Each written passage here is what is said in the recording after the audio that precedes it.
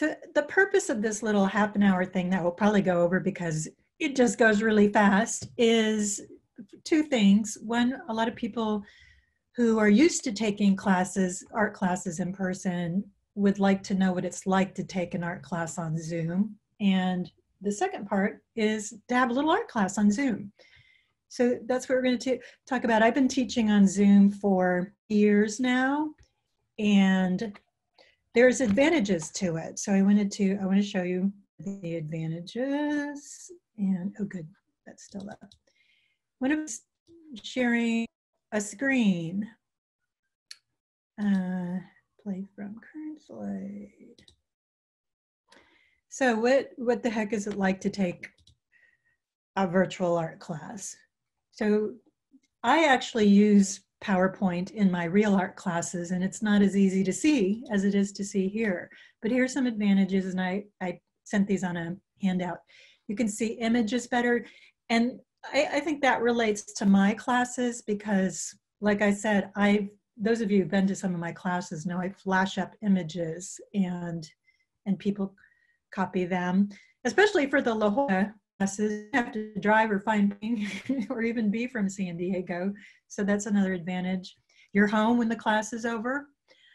You can have all your favorite things around like cats and popcorn and all those kind of things. There's actually an intimacy to having each person on the screen that there isn't in the live classroom. And we'll talk a little bit more about that. You can wear anything you want. You can have your cat on your lap. You can create your own space and listen to your own music while you work. So one thing, my classes are 2.5 hours long, and a lot of that time we'll be working on our art. I will be giving a lesson and then giving you lots of time to work on your own.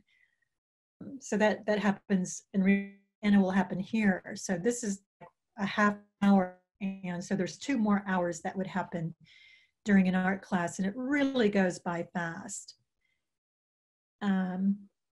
And you still get personalized attention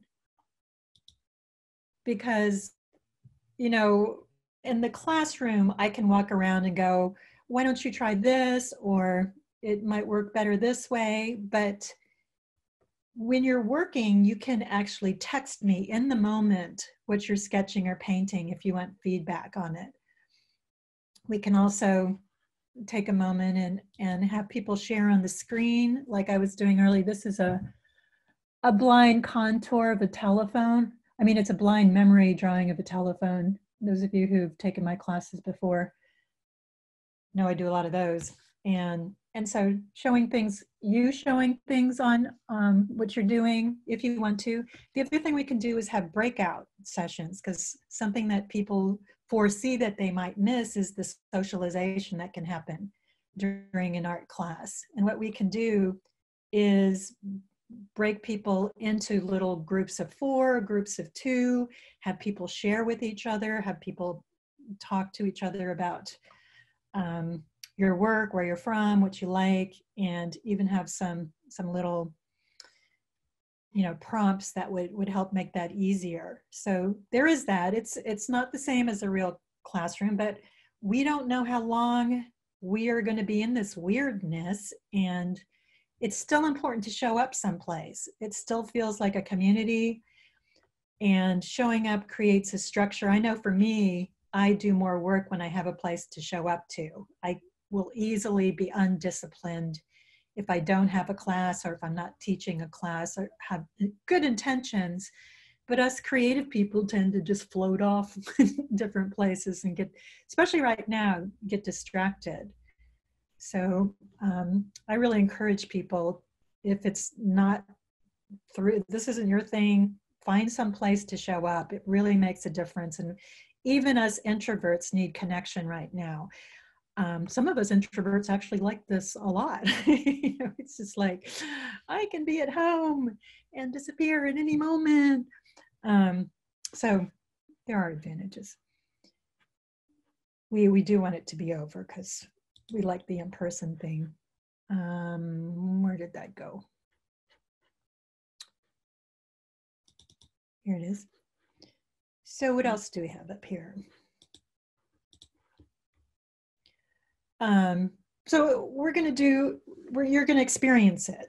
And this is my thing. I'm a recovering perfectionist. So I used to not think I did good stuff. I used to not want to do it. I used to not want to share it.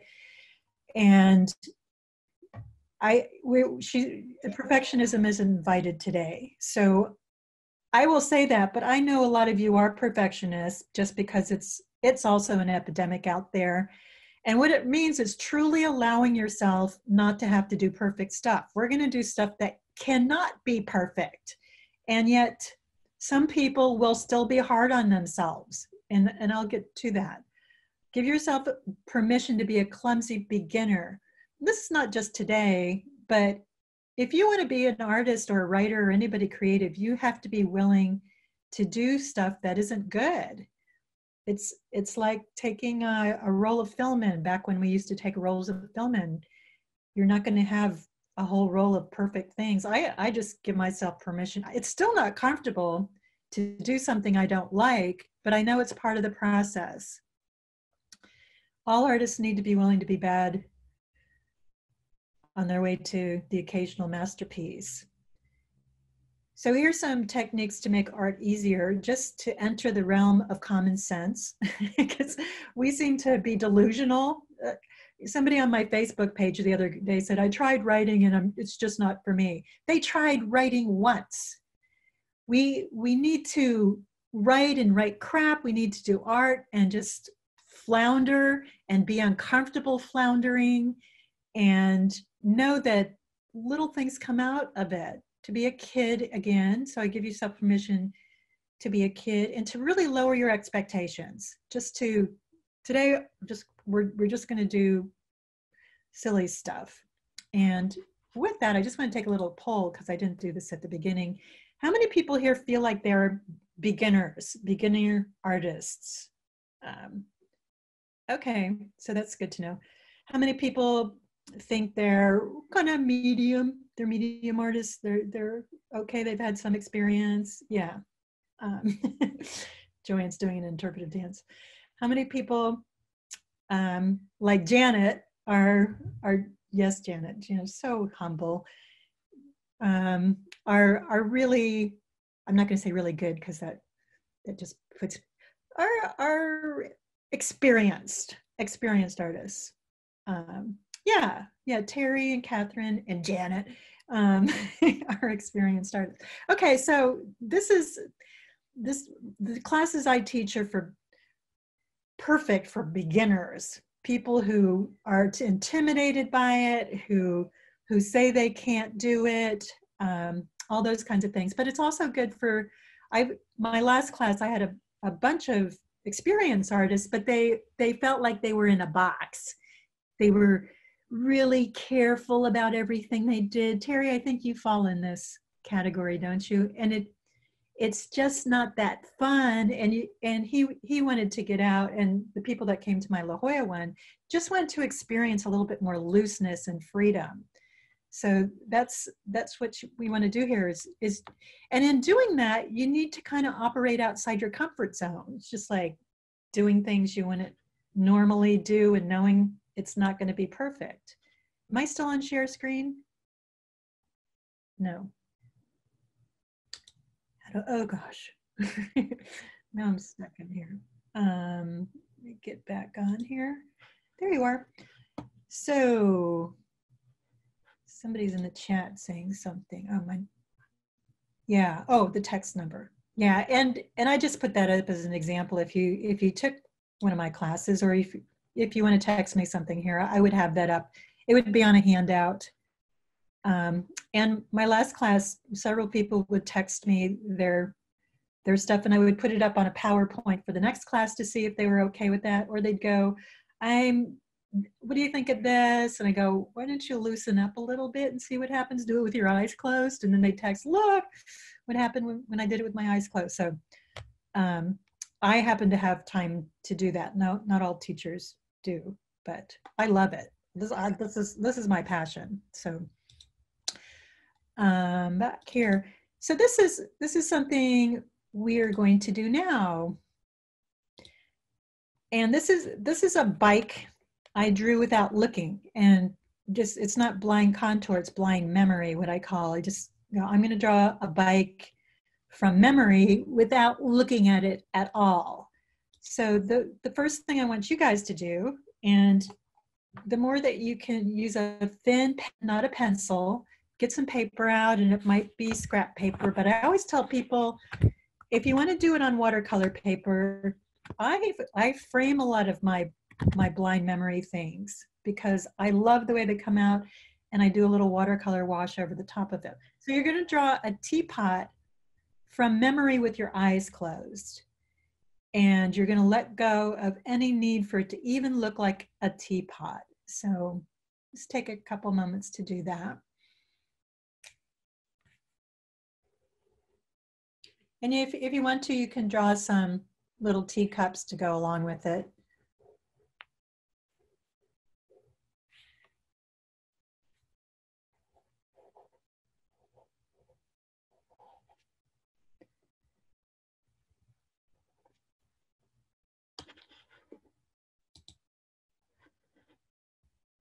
You might want to put a decoration on your teapot, some kind of squiggly lines or flowers or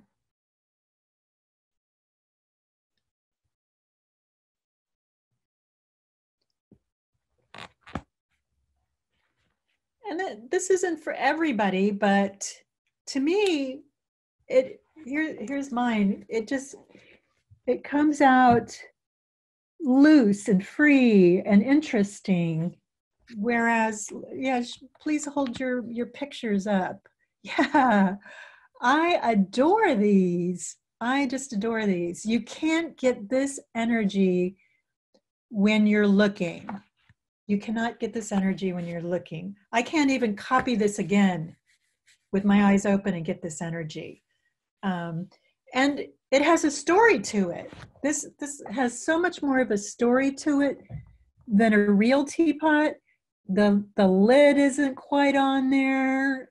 So one of the other things we do is come up with little stories and sayings and captions that can go along with these things. So that's a technique, keep doing that, that I use quite a bit in my classes. And we do all sorts of, in fact, let's do another one. Why don't you guys do, one of my favorite things is the typewriter with the eyes closed. So quickly, does everybody, do we have anybody that's so young they don't know what a typewriter looks like? You can just invent it. So we're doing a typewriter. And the reason this, I think, comes out so neat is because you put all the keys down and you do that with the eyes closed. So there's lots of squares that create a pattern that are random and they're moving around. And you might have a piece of paper coming out of it.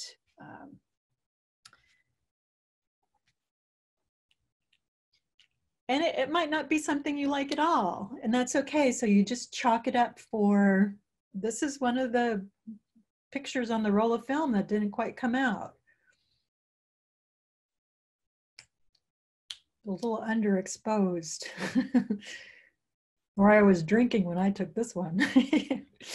So, and you do them fast, so you can't just worry about it. So let's see people's typewriters. Fantastic. So this is the other thing with Zoom. If we were in a classroom, we wouldn't be able to instantly, wow, Heather, we wouldn't be able to instantly see everybody's picture and just be inspired by it, amused by it, whatever. Okay, oh, stop doing that. So I have to hit share screen because I see it, but you guys can't. So the next one is, oh, I want to just show you this. So I did this with Linda, who's on the line. We did a little parallel session last week. This is on my mantle, my fireplace. And I said, let's do a little exercise together. And so that's when I did this. And this is one of my favorite paintings now that I did. And it doesn't really look, and this is blind contour. So I'm looking at the vase of flowers, but I'm not looking at my paper. And of course I painted in something that was supposed to be a leaf. I painted it orange, but I love how it comes out, and it looks hardly anything like the vase, but it has energy to it. It's interesting. And it just captures something with a frame on it. That would, I hate to say it, but I think somebody might buy it. So, and oops, it's coming really close so you can see it. And this is right next door to it. This is Eve. This is not, I did not do this. I saw it online, so I needed to have it. And it's over my fireplace as well.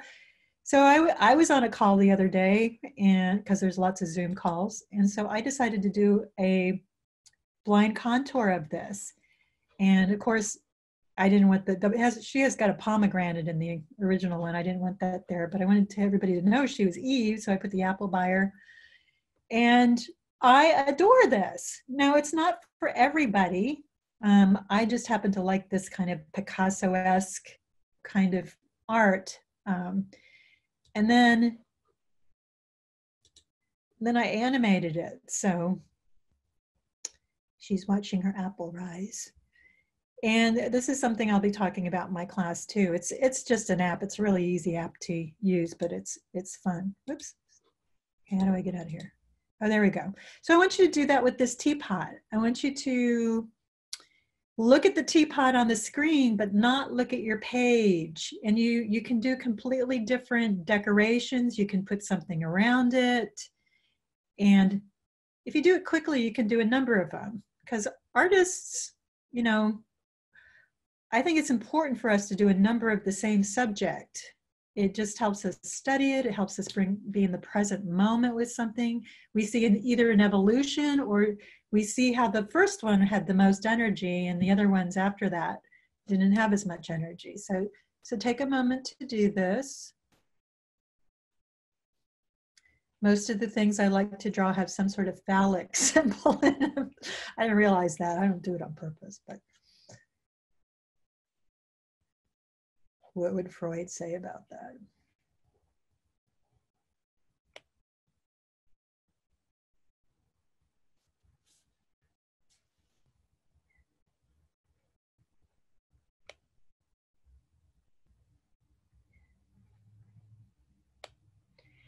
And you can also do what's called a partial blind, and that is you look at it most of the time, but every once in a while you stop drawing, see where you are, and then look back at the picture and continue drawing. You don't want to be looking at your picture when you're drawing, doing this technique, because it won't have the same energy and looseness and childlike interest to it. I oftentimes love the complete blind as opposed to the partial blind, just because it's so random and so things are floating. For some blind contours, people don't have you take the pen off the paper, but I like to take the pen off the paper on some of them so that things aren't connected, so they are floating and defying gravity, because it's a form of rebellion, right? Drawing like this is a form of rebellion. It's getting out of the way things have to be. So if you're finished, do one more really quickly. Just do it fast, a blind contour. See if there's anything different if you do it in like 15 seconds. See how interesting that can be.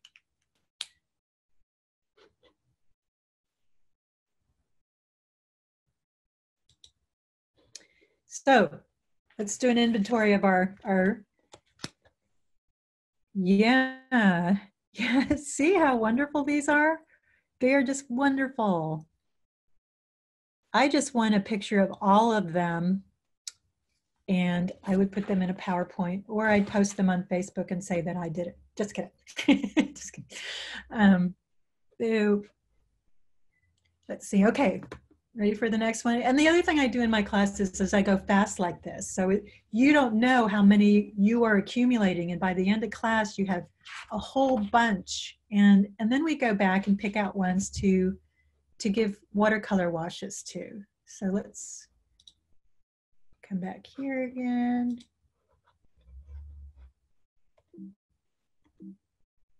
I just have to add that using crayons on them has been a miracle for me.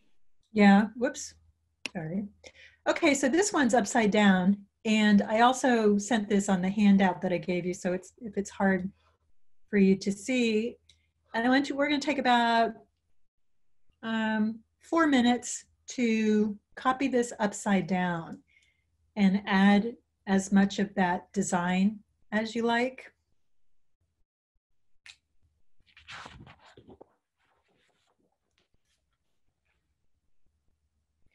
And on this one, these are right brain. And what you want to do is get out of, this is no longer a teapot. It's shapes. And take a look at the negative space, the white, and how lines intersect with each other.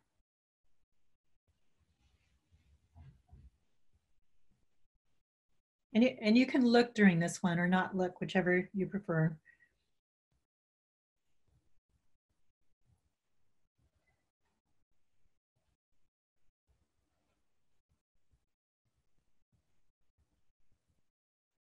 And don't worry if like you have space between your petals, you actually want to allow modifications, so it becomes more yours. So that's the other thing we do in class is we copy other people's stuff, but we start to make modifications so we find our own voice in it.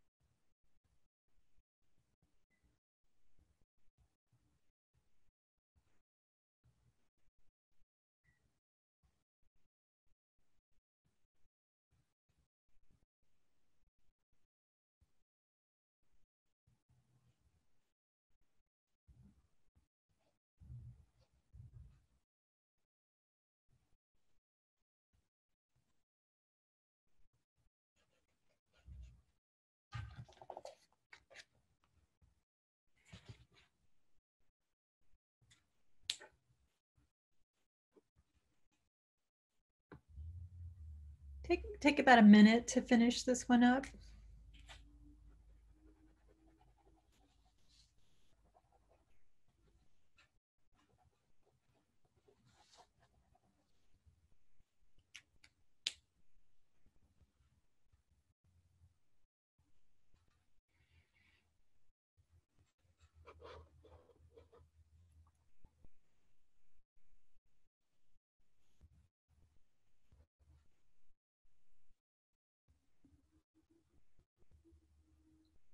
Okay, and see what we got.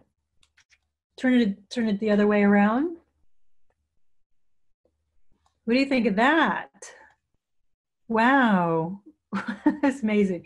So the other thing, in class, we take a little bit more time to talk about each one, talk about your process, share a little bit so people get to know each other a little bit more. Wow. How many people enjoyed doing that? To me, it's so cool because you don't have your normal style when it's upside down, so it looks like something somebody else did, which is really kind of cool. So there's way cool. Hey, Heather, have you taken my classes before? Oh, you did. Okay. All right. Yeah, that's the other thing. Thanks for reminding me. When we share in class, I have everybody full, so there isn't this feeling of vulnerability, because that you can have that feeling when you share. Let me just. Oops, I just opened the handout. Wait a minute.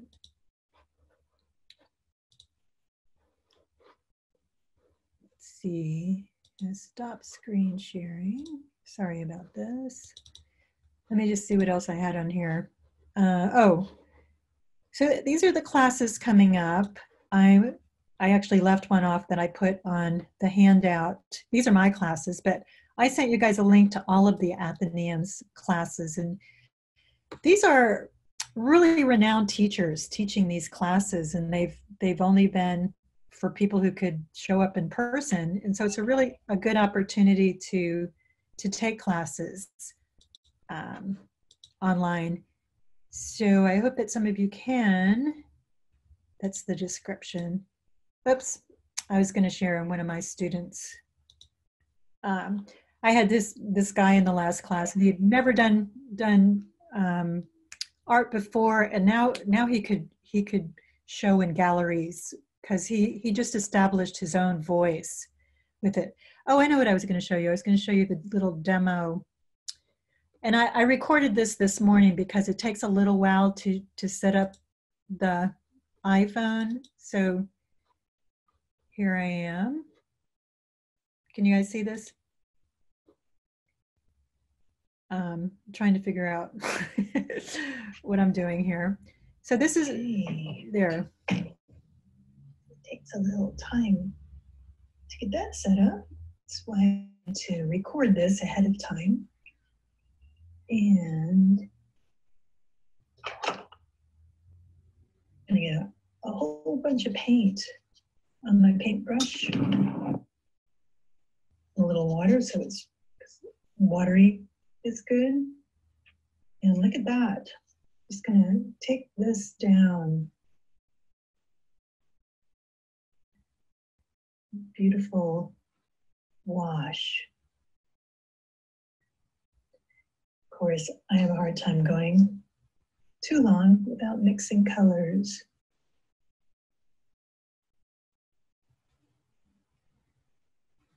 So that's how it would work in class. Not too bad, and everybody's got a front row seat.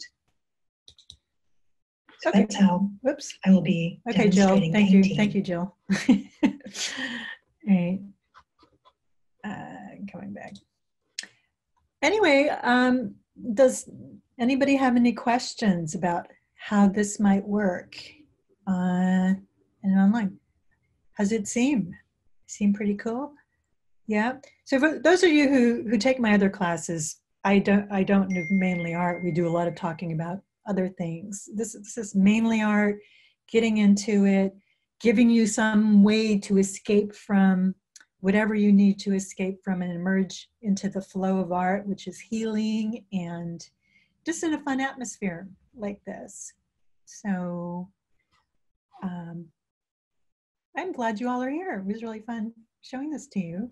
Amanda, do you have anything you want to add? Amanda is the head school marm, and she coordinates all the teachers here. I taught all the teachers here, and I really respect you, Amanda. I mean, Jill is so amazing because, like she said, you know, we have an incredible faculty of teachers who are very accomplished artists. But, you know, I don't think any of them had ever taught online before except for Jill. And so a lot of them, you know, when we kind of were faced with this reality, a lot of them were really freaked out. And Jill did this demo class and just made it look so easy and so fun and so positive. And so now we have all these instructors who have really embraced it and are doing incredible things. And it's so fun to watch. And the students are loving it. And it's just it's really making that lemonade out of lemons. So yeah, it's really been wonderful. And if you go to our website, it's ljathenaeum.org, or you can just Google La Jolla and Athenaeum. You can see all our art classes that are on there. We're not just, watercolor and oil painting, but we have some photography classes coming up. If you're one of those people that has a fancy camera, but you don't know how to take it off auto mode, there's a class that's for you there. So we'd love to have you join us.